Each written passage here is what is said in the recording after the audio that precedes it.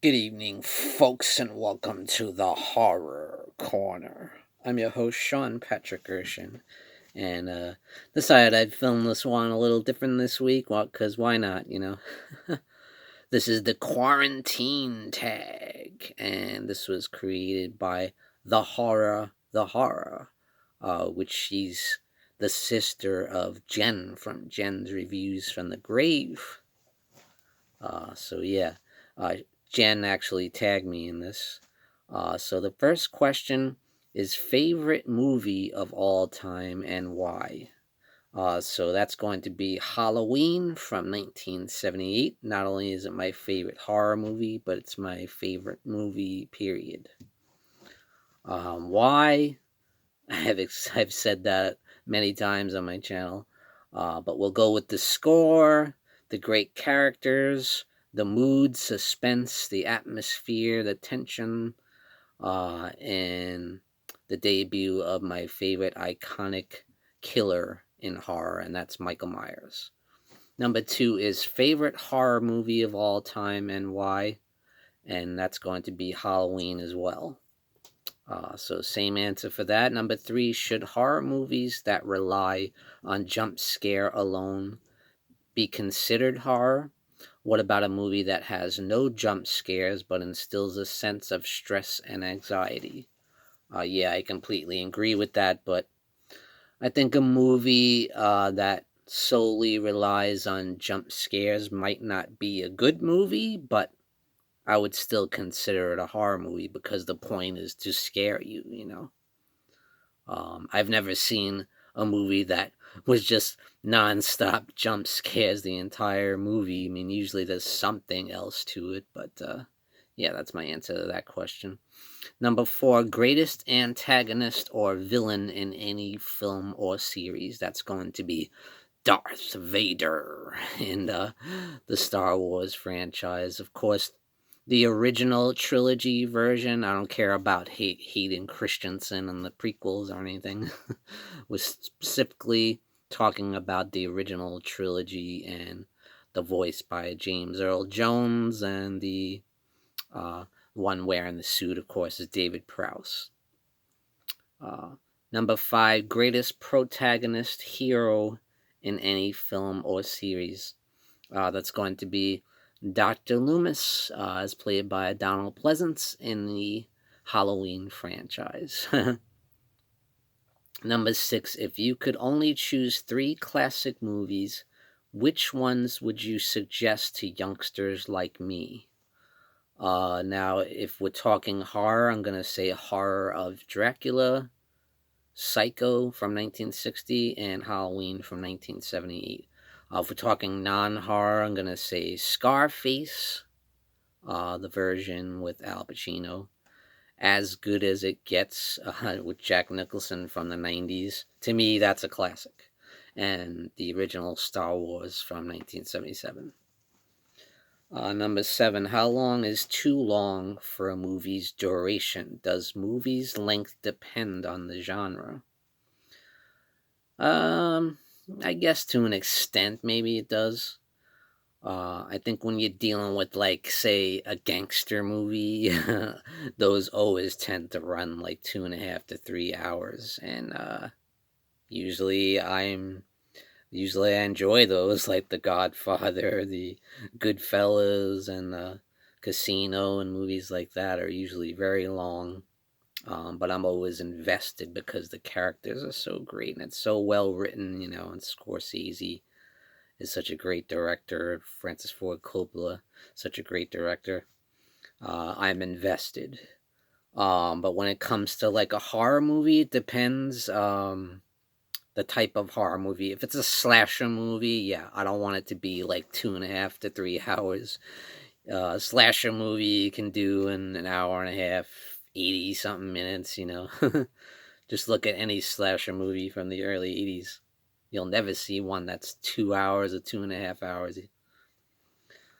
So that's my answer on that question. But the limit to me for any movie, I think, should be 2.5 hours. I don't think any movie needs to be longer than that.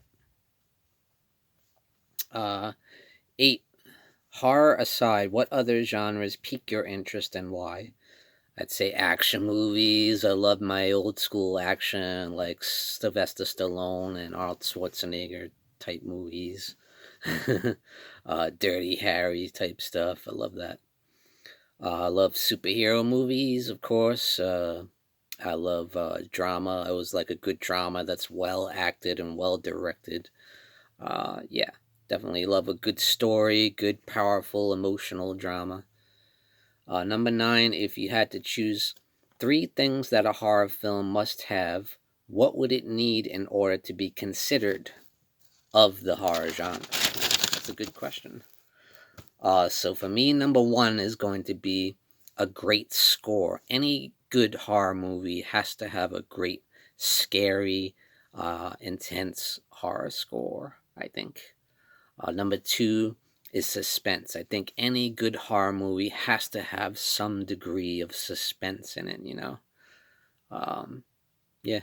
Even if it's like a horror comedy like Scream or something, there's still plenty of moments of suspense in a movie like Scream. Number three, a killer. So yeah, it's got to have a killer if it's going to be considered a horror movie. And that killer can be a monster, whether it's a zombie, a vampire, a werewolf, or a human being, a serial killer type person. Yeah, those are the three things. Number 10, why do people have to follow the blood slash screams and not just run away? Well, there wouldn't be a movie if everyone acted sensible, and did what they're supposed to. I'd say even in real life, not everyone is going to do the sensible thing. Sometimes in the heat of the moment, you might do something stupid, and even if you are a smart person. Number 11, what's the worst movie you have ever seen, and how would you make it better? Uh, I'm going to say Orgy of the Dead from 1965, which the screenplay was written by Ed Wood Jr., who did Plan 9 from Outer Space and all that. This movie is so incredibly bad. It's got that guy Criswell in it, who was a friend of Ed Wood and is in some of his other movies. Uh, all it is basically a strip show. It's these people dressed up like mummies and vampires and stuff, but it's just these sexy women doing a strip tease for like 15 minutes. It's so bad. How would I make it better? Maybe have the strippers kill somebody or something. I don't know. Have some blood and gore. I don't know. Number 12. If you could make a movie of your dreams, what would it be? That was a really great question. I'm going to say it's going to be a religious themed type slasher movie. And I would like to have some of the classic horror icons in there. I would like to have Barbara Crampton, Danielle Harris, and Cassandra Peterson, Elvira. And I would like to have her as Elvira and uh, Cassandra Peterson both in the movie. And they can play themselves because this religious type slasher who is obsessed with doing what's right and is punishing these people because she feels they're doing wrong. They're sinners. And it could be someone that was maybe involved in a religious cult and then just went totally bonkers and decided to go off on her own. Well, it could be a woman or a man. We don't know yet until the end. And maybe saw stuff like Barbara Crampton, and maybe saw a clip of Reanimator, was like, oh, I'm gonna get her. Or Danielle Harris maybe saw the Rob Zombie's Halloween and like, I'm gonna get her. Saw Elvira doing the sexually charged jokes and decided to go after her. That would be my movie. Number 13, are youngsters like me uncultured for not knowing about or haven't watched movies that are considered classics? Not necessarily. I mean, you could just be a fan of modern day horror movies because there are some really good ones that are come out today, like Hereditary and Midsommar, and like the newest Invisible Man. I really enjoyed. But I think to be considered, for me to consider someone to be a true horror fan, I feel like you have to respect the classics that brought us to the dance that made horror what it is today. And I know some people that are young and do know about all the classics, like, for example, Makeup Stun Productions is a YouTuber that has a great love and respect for old school horror, like the Universal Monsters and stuff. And great channel, by the way. She's very young, and Anthropomantic Fiend is only 18 years old, and he knows all about the old classics, and that's what he prefers, actually. So, yeah, that's my opinion on that. Number 14, would you want to pursue a career in the movie making industry if given the chance, or do you like it more as a hobby? I'd say I like it more as a hobby. I did dip my feet in that a little bit, and fortunately, I got the gist that you have to truly commit in order to get anywhere with it, because if you don't, you just kind of half-assing it.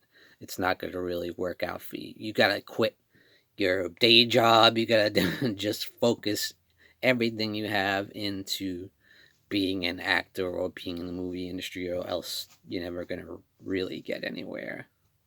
That's the notion that I got. So number 15, what modern movie would you suggest to the older generations? I would say Midsummer, Your Next, Don't Breathe, the new version of Invisible Man, and Let the Right One In, which is an awesome vampire movie from the early 2000s. All right, so that is it for the quarantine tag. I'm going to tag a few people. I'm going to tag Boogeyman Ben, Random Horror, Queenie Todd, Hellhounds from the Horror Metal channel,